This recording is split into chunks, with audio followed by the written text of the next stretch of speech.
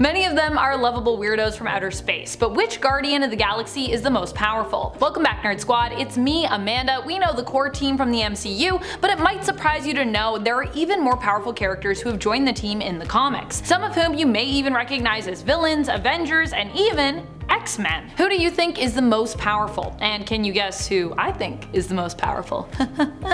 Join me as we count down the top 10 most powerful Guardians of the Galaxy members. Number 10, Rocket Raccoon. I mean, I'd be remiss if I didn't put Rocket on here, especially after Volume 3. Rocket Raccoon isn't quite as impressive as his Marvel Cinematic Universe counterpart, but he's still up there for me. And honestly, I feel like his intelligence is higher than what his Marvel fandom wiki says. They have him at like a 3, but I think even in the comics, he's actually worthy of a higher number than 3. He's deserving of, I would say, at least a 5 myself. I will say though that in the MCU, he is much more of a super genius than he is in the comics, and I mean, that's also why I love MCU Rocket too. But still, in the comics, he is known for being quite capable when it comes to building and understanding space tech and weaponry, in addition to being an impressive pilot who can fly just about any spaceship he comes across. What I think is most impressive when it comes to Rocket though, is the fact that he actually becomes a leader of the Guardians of the Galaxy team, proving his capabilities as both a strategist and a team leader. Rocket takes over when Star-Lord steps down after some other responsibilities cause him to step away from the team for a bit of time. And friends, before we move on to our next spot on this list, if you love what we do here at Top 10 Nerd, and if you also love Guardians of the Galaxy, be sure to let us know by giving this video a thumbs up. Number 9, Cosmo. If there is anything that Guardians of the Galaxy Volume 3 has taught me, it is that all the Guardians are, in their own way, extremely powerful, Cosmo included. Cosmo was a Russian space dog who was sent up to outer space as part of a Soviet space program. In the films, Cosmo is a female dog, and in the comics, Cosmo is a male dog, so I'm gonna be kind of using lots of pronouns here, but both versions are much more powerful than you might expect. In the comics, it is thanks to cosmic radiation that he gained his telekinetic and telepathic powers. A little warning here to skip ahead to the next point at this time if you want to avoid some minor spoilers for Guardians Volume 3. In the latest and final Guardians film in James Gunn's trilogy, Cosmo demonstrates how truly powerful she is when we see her use telekinetic powers to hold an entire massive spaceship in place. Not only is Cosmo a good dog, but she's also one of the most powerful dogs as well. I gotta say, I was wowed. Number 8, Moondragon. I'm still broken up about Moondragon being left out when it comes to the MCU Guardians team, but I'm hopeful that one day we may still get to meet her at some point, somewhere in the cinematic universe, and that she's still somewhere out there for us to find. I was really hoping for Drax's sake that we'd get a family reunion with the two of them, but I guess that's not happening right now. Moondragon, for those who are unfamiliar, was once Heather Douglas, the daughter of the man who would become Drax the Destroyer. In the comics, both of them were from Earth and were actually nearly killed when Thanos appeared there. Mentor, Thanos' father, felt bad for the damage his son had wrought and attempted to basically revive the family. While Heather's mother was not able to be saved, both her father, Arthur, and she herself were. Heather was reborn as Moondragon and was raised on Titan from that day on by the Shaolin monks. As Moondragon, she has powerful psionic abilities,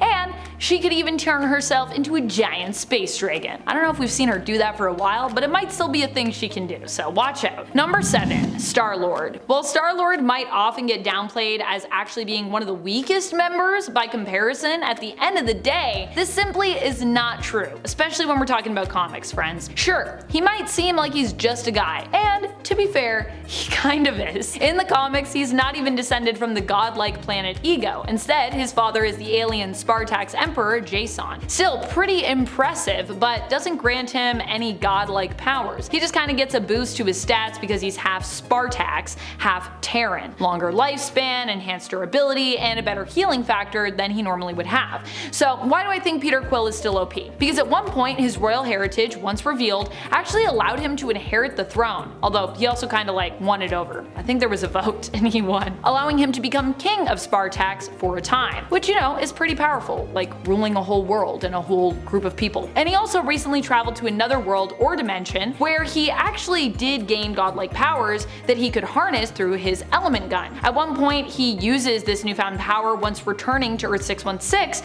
to blow up a giant symbiote dragon. And I don't know if that other world world that he went to was actually in 616. I'm a little foggy on that, so if it was, sorry about that, me missing that part. While the Guardians at the time were needed elsewhere, imagine if Quill had actually been around on Earth during the King in Black event. If he had actually like fought that dragon and like, I guess we gotta go to Earth, he would have been pretty useful, I imagine, in the fight against Null had he been free. I mean, he blew up an entire symbiote dragon. That's not easy to do. Number 6, Mantis. While she is definitely used in films as more of a support character, the newest film has me convinced that Mantis is actually one of the most powerful Guardians around. Although to be honest, I kind of felt that way about her since I first got to know her and her abilities in GOTG Volume 2. Since then, I've also learned a ton about her character in the comics, and I have to say, Mantis has an interesting and somewhat bizarre history. She is not only a member of the Guardians, but she was also once an Avenger mainstay as well for a time. In fact, did you know that when Vision and Scarlet Witch were married, Mantis was also married to another Avenger team member? Swordsman! Or rather, a version of Swordsman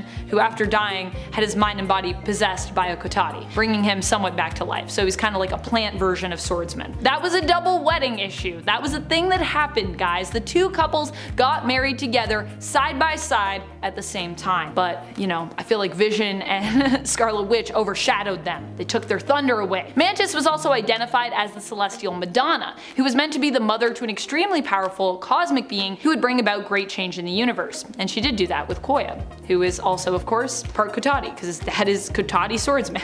Comics are weird sometimes, especially when we talk about cosmic things. It gets weird really quickly. Number 5, Kate Pryde. Y'all know me, I'm a big Kate Pryde fan. Kitty for a while was weirdly the romantic partner of Star-Lord, which to me was weird, but I'm sure some people are super here for it. And even for a time, she was engaged to Peter. They met in space while Kitty was on an X-Men mission and started off as friends who eventually dated long distance because, you know, Peter Quill's out in space and Kitty's on Earth. Kate came to space for a time, initially venturing there to rescue Star-Lord. This was also right around the time that Kitty got a temporary but insane power boost from the artifact known as the Black Vortex, and used her mutant phasing powers to phase all of the planet of Spartax out of an amber encasing to save the planet from the Brood. When Quill was pulled from the team to act as the King of Spartax, she actually took over for him in his role as Star-Lord, joining the team. Although Peter wasn't a big fan of her choice to do so, but she did it anyways, so it definitely happened, and it counts. Number 4, Thor. I didn't mean to make those rhyme, but it just happened that way. When we're talking about Thor here, we're talking about MCU Thor for this point, because our main continuity comic book Thor of Earth 616 has not explicitly joined up with the Guardians of the Galaxy, sadly. Although in that world, the Asgardians of the Galaxy are still a thing,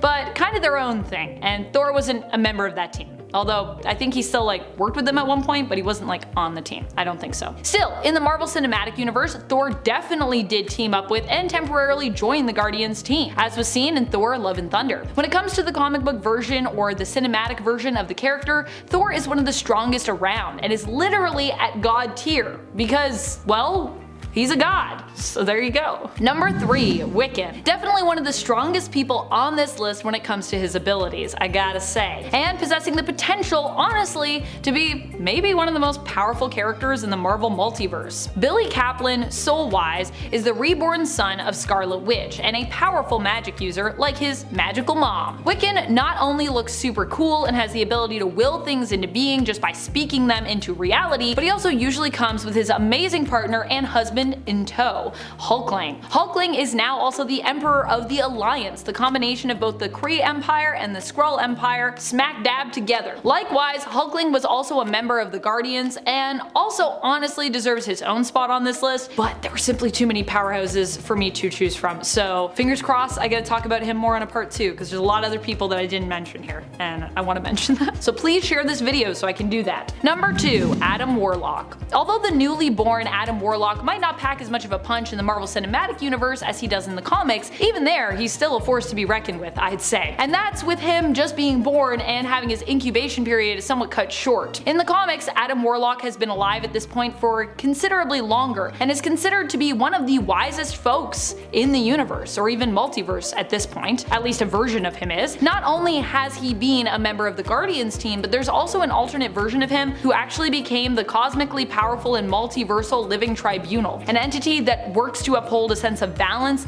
between universes and worlds within the multiverse. The supreme justice, if you will, within Marvel's multiverse. Number 1. Nova. Over the years, Nova has proven himself to be one of the most powerful members of the Guardians of the Galaxy team as well, also taking over as leader for a time. Nova has been the last standing member of the Nova Corps twice over, and has even, despite it being an impossibility according to the World Mind, contained and mastered the entire collective power of the Nova Corps within himself. With this insane level of power at his fingertips, it's actually been implied that Richard Rider is as powerful as half of a fully charged cosmic cube, which puts him, honestly, on a whole other level, because cosmic cubes are crazy. That's about it for me. Stay nerdy, YouTube.